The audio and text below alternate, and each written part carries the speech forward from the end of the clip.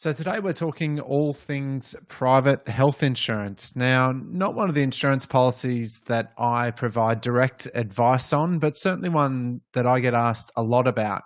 For most of us, it's a consideration that we come up against at some point, whether we go down the private health insurance route or not. And then again, revisit this later when we see the prices that we keep paying for this after we may have had kids and we've stopped using it as much as we might have once. And we're revisiting the importance or the validity of this private health insurance. So today what I wanted to do is walk through some of the basics of the private health insurance, things that we often get caught up in terms of definitions.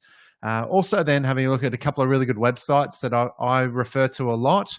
And then some of the traps I find a little bit that we fall into when we see the iSelects or the compare the markets or those sort of things available, when we think we're doing the right thing in comparing the products that we have, but perhaps end up in a position that we don't need to be.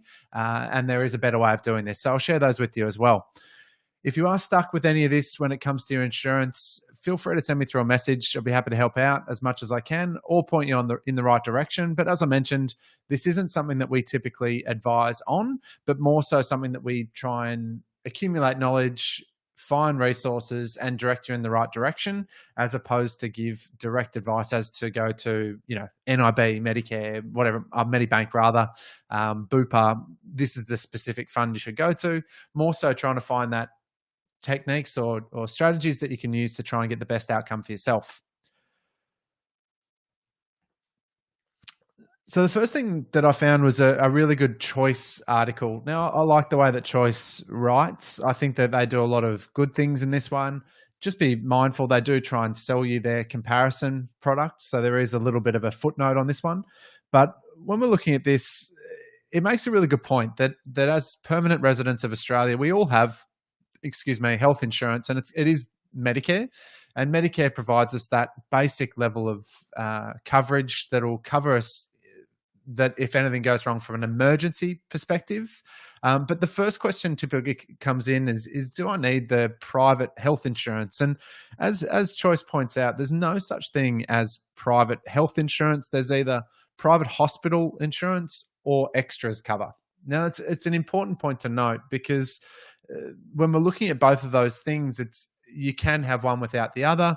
You don't have to package them together. So it is about working out what you need, what you're trying to protect, and what you're trying to achieve ultimately. Now, we'll come to this again a bit later, but with hospital cover, for non-elective surgeries, we do have the Medicare benefits that are there through the public hospitals. It does require you to have an income. Well, we all have the Medicare benefits that are there, but the private hospitals will allow us for those elective surgeries to choose the doctor, to jump the waiting list, to do a whole range of different things. So it does give you that advantage if you wanted to go that one step further. Now, the next thing I want to have a look at, the Medicare Levy is one of the jargon things that we hear a lot about. We might see it on our tax return. It's tax return time at the moment. When we're looking at the Medicare Levy, that's the amount of money that we pay to cover that basic level of hospital that we get through Medicare. And it's 2% of your taxable income. So your taxable income is what you earn each year. And that 2% will go to fund Medicare. Now, on top of that, there's a Medicare Levy surcharge that's payable if your income is over a certain amount. So the Medicare Levy surcharge ranges based on your income and also is payable if you don't have private health insurance in place. Now, this is typically the first scenario where we look at the private health insurance, is that we're slugged with this Medicare Levy surcharge if our income's above a certain amount.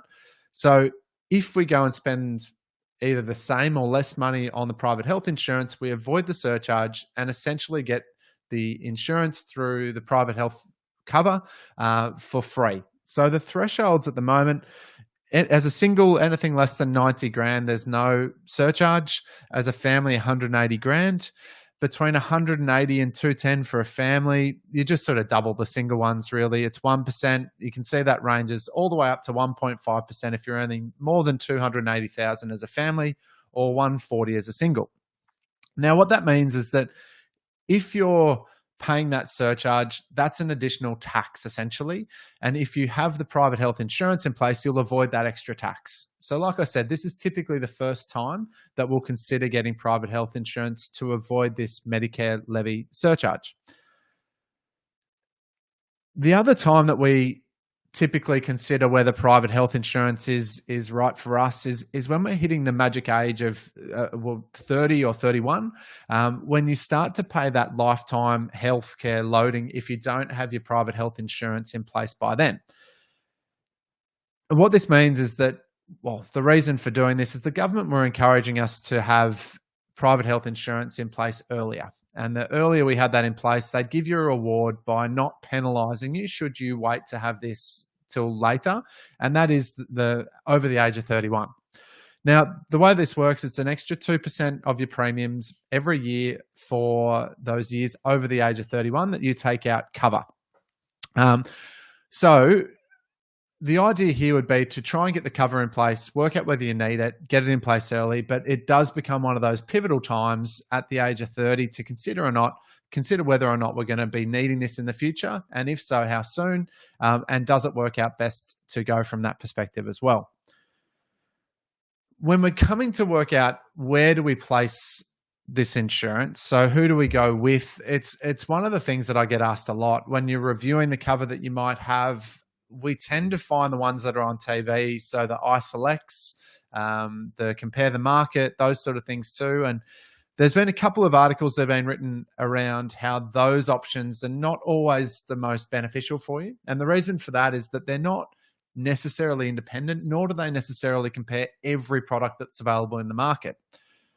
When it comes to looking at this, my preferred option is this privatehealth.gov.au website. And the reason for that, it's an independent website that all of the health insurance providers are required to update with their details that allow you to get in there, compare the policies. You can do this. It'll bring up all the funds. You can do this, making sure you put in what you need, what state you're in, all those sorts of things. And it will come back to you with the product that suits you best based on those inputs that you have there too. So if you are looking for a more independent way of doing this, it certainly will be a good way of comparing more of those policies that are available in the market rather than just the narrower field that those with iSelect have.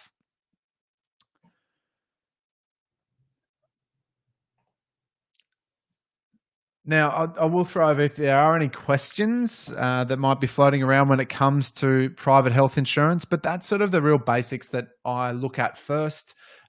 Again, it's not something that I advise on or in, but it is something that comes up a lot because it does take a big chunk of our budget that we typically put towards spending on the overall expenses for insurance.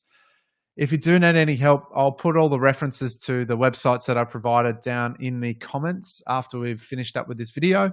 Again, if you do have any questions from me personally, feel free to reach out. Otherwise, I look forward to seeing you again next week at 1 o'clock.